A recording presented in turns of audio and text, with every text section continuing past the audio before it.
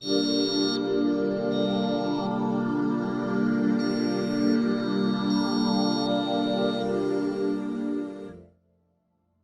my name is Steve Snap, and I want to thank you for joining us today on this episode. Today, we're going to talk about this idea of collaborating with your manufacturing reps. And in some of our other videos, Kevin and I talk about what it means to be a manufacturing rep. He was in this industry for 30 years. He was a manufacturing rep for a significant portion of that. And so we talk in detail about what was going through his brain and what were his priorities and what really mattered to him as a rep. So we took a lot of that and we baked it into LeadSmart. And our goal that we were solving for was how do we make it exceptionally easy for your manufacturing rep to collaborate with you? Which meant, for most cases, we didn't want the manufacturing rep to have to log into a separate system.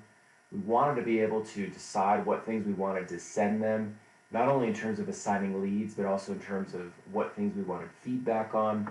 So the idea of LeadSmart is that as leads come into your LeadSmart org, how do you assign them, and then how do you share that with your channel?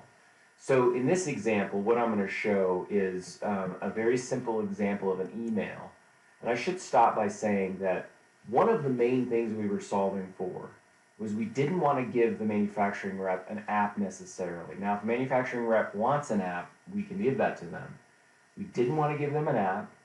We didn't want them to have an extra login. We didn't want to ask them to do necessarily anything out of their normal routine. Now, I know that we are paying them commission, but our goal here was to align as best we could with their sort of natural tendencies. No criticism here, but as you know, they have very particular preferences. They're all individual reps, so they have a lot of individual preferences. But we wanted to make their life exceptionally easy. So we decided, why don't we send them an email? In this case, we're doing it once a week.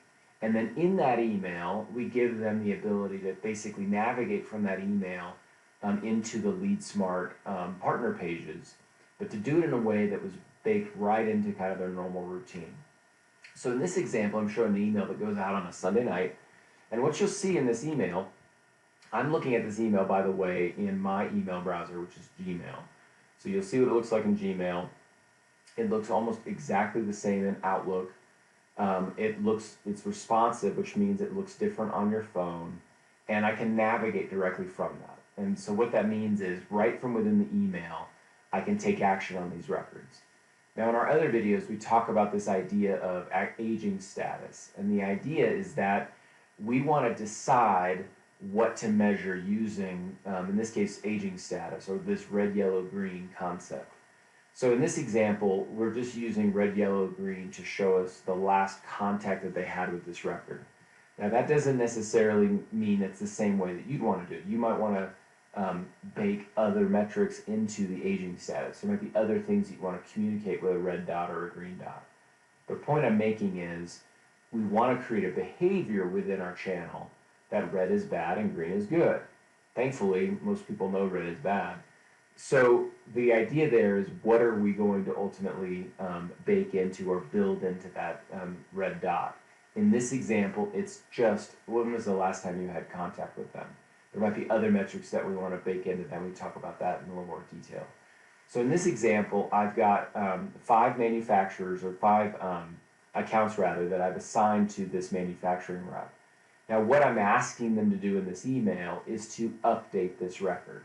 So right from this record in the email, so again, I'm not in an app, they can click on their pencil, they can go in and they can put in their information. All of this information can be tailored. So in this example, these were the kinds of things that this client in this example wanted them to record. So in this example, we just want the manufacturing rep primarily to make contact. So if I go ahead and make contact, identify the number of units, all of that information can be recorded, and once it's posted against that record, it then moves that record from, in this case, red to green.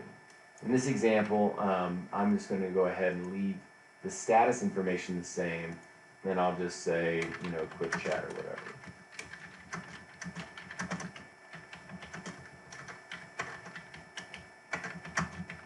So once they save this, then that information gets saved and that record turns from red to green. Now, one thing to note is that because I'm in an email, this email is static. This email was sent a couple days ago. It's going to stay the same. But the information that they're working on in the account changes. So if I go to the account link, again, I'm in the partner portal page or their page, but I got to it through an email. I didn't have to log in. I don't have an app I need to manage. All I need to manage to keep my manufacturer happy, in this case, is I have a weekly email that I need to work through. The beauty of this is we can decide what information to put into that email on a weekly basis. So we can decide, do we want just accounts that haven't been updated? Do we only want to see certain accounts that have a certain opportunity and what their dollar amount is, and those need to be updated. So again, I want to give you some ideas as you start thinking about, well, how do I solve this? But the main essence, or the big idea that we're trying to solve for, is how do we make this super easy for your channel? So just a couple of things to touch on before we wrap up.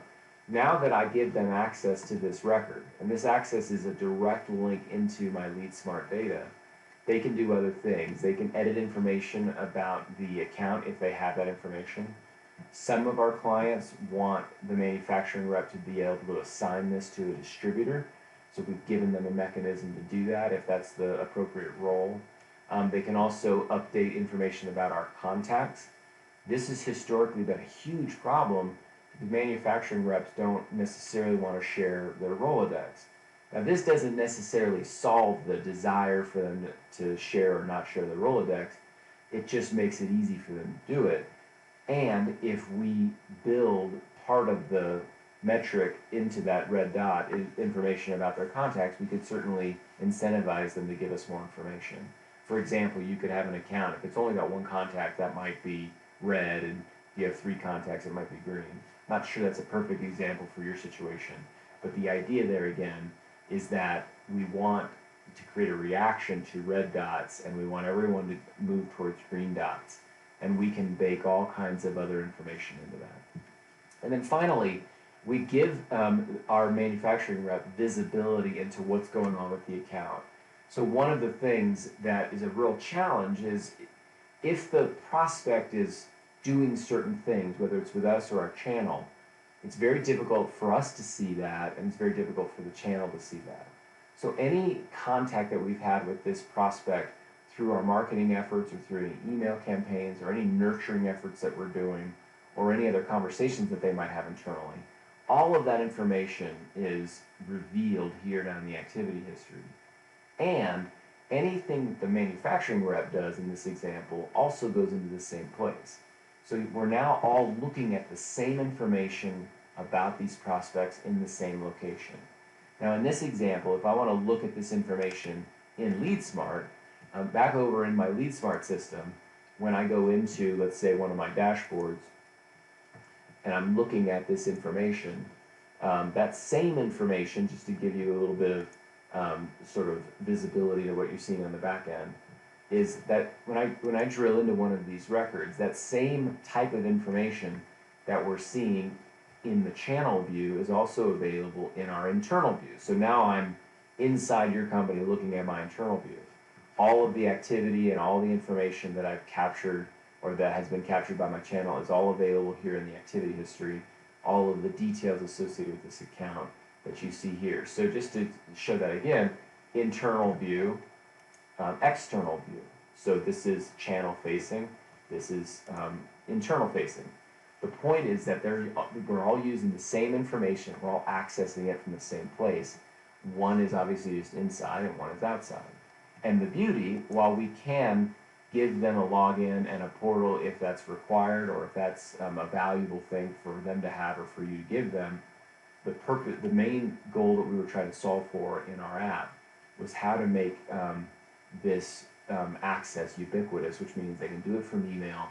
They don't have to change anything. They don't really have to learn anything other than what your expectations are and what red, yellow, green mean.